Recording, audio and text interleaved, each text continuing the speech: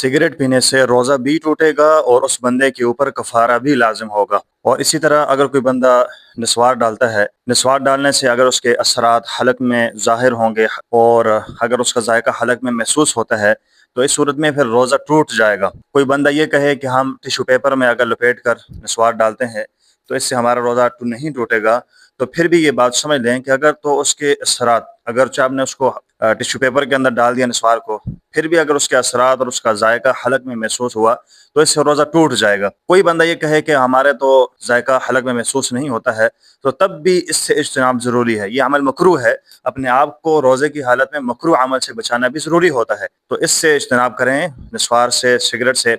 और इसी तरह कोई बंदा अगर हुक्का पीता है, तो इससे भी आपका रोज़ा टूट जाएगा। शीशा पीता है, इससे भी रोज़ा टूट जाएगा।